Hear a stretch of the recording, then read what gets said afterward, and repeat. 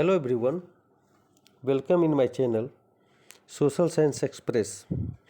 जैसा कि आप जानते हैं कि यह चैनल समस्त बच्चों को समर्पित है, जिसका उद्देश्य है कठिन प्रतियोगिता को सामान्य कर देना। तो इसके उद्देश्य के अनुसार आज का सबसे महत्वपूर्ण टॉपिक है ह्यूमन हेल्थ एंड डिजीज़। जानते हैं हेल्थ की समस्या आज सबसे बड़ी समस्या बन गई है और सारे कंपटीशन में लगभग कुछ न कुछ क्वेश्चंस हेल्थ से संबंधित अवश्य होता है। तो इसके दौरान अभी हम पढ़ेंगे कि हेल्थ के लिए कौन कौन से तत्व हैं, कौन कौन से कह सकते हैं कि फैक्टर्स हैं जो हेल्थ प्रभावित कर रहे हैं और कौन कौन से डिजीज़ किस माध्यम से हमारे शरीर में आता है। फर्स्ट ऑफ ऑल हम देखेंगे कम्युनिकेबल डिजीज़ जो कि माइक्रो ऑर्गेनिज्म के माध्यम से फैलता है। It is caused by microorganism and spread from infected person to healthy person by several methods. इसका सबसे बड़ी पहचान है कम्युनिकेबल डिजीज़, एक आदमी से दूसरे आदमी में फैलता है। ये एग्जाम्पल्स अभी देखिए, कोरोना वायरस कितना तेज़ी से अपना पैर पर पसारा था। Viral disease, bacterial disease, fungal disease, ये सारे डिजीज़ एक पर्सन से दूसरे पर्सन तक पहुंचता है, फैलता है। बैक्टीरियल डिजीज़ के कुछ एग्जाम्पल्स हैं जो वास्तव में बहुत सारे एग्जाम में अभी आ रहे हैं, जैसे ट्यूबरकुलोसिस। इसके द्वारा कौन सा अंग प्रभावित होता है इसको जानना जरूरी है। कौन सा रोग किस अंग को प्रभावित करता है ये अक्सर एग्जाम में आता है। देन देखिए, जैसे बैक्टीरियल डिजीज़ है जिसमें आपको आता है TB, pneumonia, diphtheria, cholera, typhoid, plague और टिटनेस, ये सारे हैं बैक्टीरियल डिजीज़। ये बैक्टीरिया के द्वारा फैलाए जाते हैं। ये भी क्वेश्चन पूछता है कि इसमें से कौन सा डिजीज़ है जो बैक्टीरिया से फैलता है। तो बैक्टीरियल डिजीज़ टीबी, इसके द्वारा हमारा रेस्पिरेटरी सिस्टम्स ज़्यादा अफेक्ट होता है ना। हमारी श्वास नली ज़्यादा प्रभावित होता है। Pneumonia affect the respiratory system, ये भी निमोनिया में भी रेस्पिरेटरी सिस्टम ही प्रभावित होता है। डिप्थेरिया इफेक्ट थ्रोट, गले को प्रभावित करता है। And nose, respiratory tract also. Cholera affect stomach, हमारे पेट को प्रभावित करता है। अपसेट डाइजेस्टिव सिस्टम, यह हमारे डाइजेस्टिव सिस्टम को भी डिस्टर्ब करता है।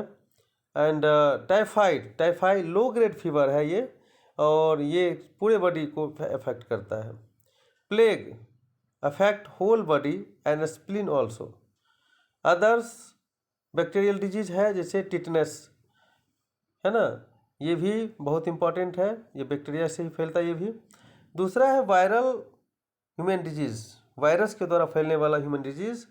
Extremely small and it consist of A DNA with a protective coating of the protein. यानी वायरस क्या होता है, वायरस बहुत ही छोटा होता है, सूक्ष्म होता है, जो कि डीएनए का बना होता है और इसके ऊपर एक प्रोटेक्टिव कोटिंग होता है, लेयर होता है, जो कि इसको हार्श क्लाइमेटिक कंडीशन में भी जिंदा रखता है।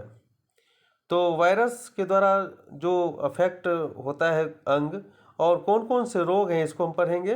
डेंगू एक वायरल डिजीज़ है जो कि अफेक्ट करता है हमारे होल बॉडी को, specially head, eyes and joints को। इबोला वायरस यह अफेक्ट करता है अपने होल बॉडी को।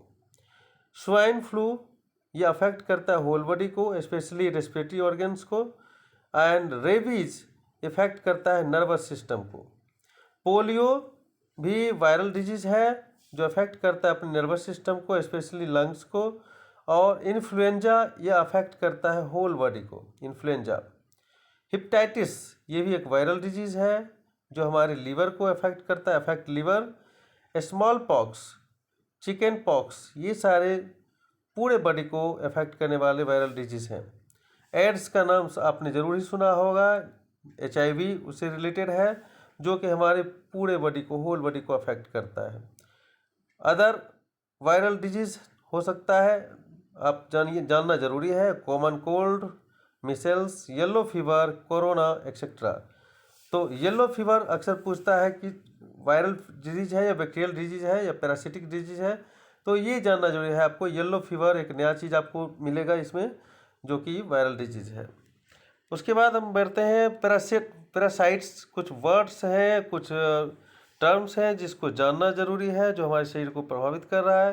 जैसे पैरासाइट्स, पैरासाइट्स क्या होता है? That are organisms that live off their host, जो होस्ट के ऊपर अपना जीवन यापन करता है, निर्भर करता है जिसका, जैसे मलेरिया, स्लीपिंग स्कैबीज, ये सारे जो है ना ये पैरासाइट्स है।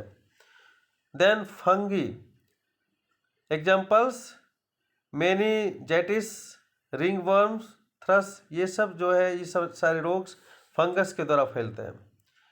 मेनिंजाइटिस, रिंगवर्म्स, ये सब फंगल डिजीज है। डिजीज कॉज्ड बाय फूड और वाटर, कुछ ऐसे डिजीज भी हैं जो हमें खाना और पानी के द्वारा भी हमको प्रभावित करते हैं, हमारे शरीर में फैलते हैं, हमारे शरीर तक पहुंचते हैं। जैसे कोलरा, ई कोली और सेल्मोनेला, ये सारे डिजीज जो है ये हमारे शरीर में फूड और वाटर के प्रदूषित पानी या खाना से पहुंचते हैं।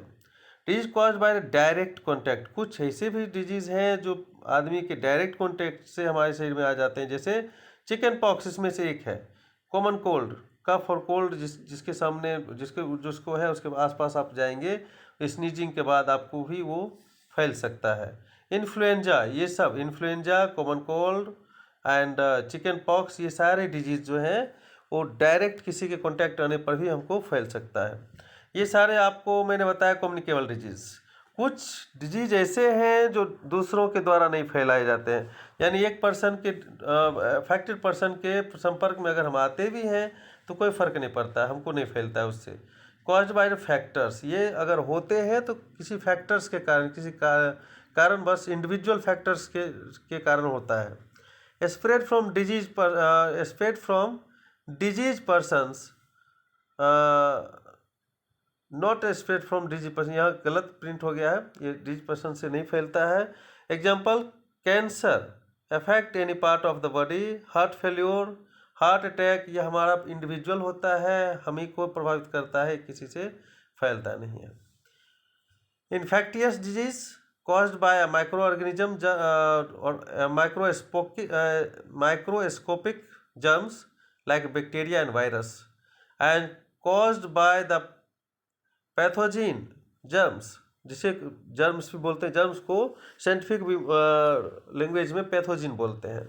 ये बहुत इंपॉर्टेंट टर्म्स है, आपको जानना है। पैथोजिन मीन्स जर्म्स, जो साइंटिफिक वर्ड है। तो ये जो होता है इन्फेक्टियस डिजीज, उसी को सॉर्ट आउट, जो भी आपको ऊपर पढ़ाया था मैंने आपको कम्युनिकेबल डिजीज, उसी में से ये वर्ड, कुछ एक्स्ट्रा वर्ड इसमें मैंने ऐड किया है। तो इन्फेक्टियस डिजीज जो होता है caused by microscopic germs like bacteria and virus, and contagious infectious disease that is the spread from person to person, उसको contagious disease बोलते हैं। contagious मतलब एक पर्सन से दूसरे पर्सन तक फैलने वाला डिजीज, उसको बोलेंगे। जैसे फ्लू, कोल्ड, स्ट्रिप थ्रोट, ये सारे डिजीज जो है एक पर्सन से दूसरे पर्सन में फैलते हैं। Pathogen, it is scientific name of germs, अभी तुरंत मैंने आपको बताया था कि पैथोजिन साइंटिफिक नाम है जर्म्स का, और इसको यह जो है खास करके माइक्रो ऑर्गेनिज्म के द्वारा फैलता है। Germs are the tiny organism called microorganism, germs है बहुत ही सूक्ष्म जीव हैं जो माइक्रो ऑर्गेनिज्म के अंतर्गत आते हैं, जैसे virus, bacteria, fungi etcetera. Heredity, ये टर्म्स है, बहुत इंपॉर्टेंट टर्म्स है, अक्सर ये टर्म्स एग्जाम में आता है। हेरिडिटी क्या है? The transmission of genetic character from parents to offsprings और child, that is called the heredity. Heredity means transmission of genetic characters, यानी कि जेनेटिक कैरेक्टर्स का ट्रांसफर होना, एक बच्चे में, पेरेंट्स से बच्चों में आप कह सकते हैं जेनेटिक कैरेक्टर्स का ट्रांसफर होना, है ना, that is called the heredity. Twins, twins और क्लोन्स में बहुत डिफरेंस है, इसको जानना बहुत ज़रूरी है। बड़े बड़े कंपटीशन में ये चीज़ आता है और उस समय बच्चे नहीं कर पाते हैं। ट्विंस मतलब होता है two different individuals born by same mother at a same time, they may be और may not be look alike.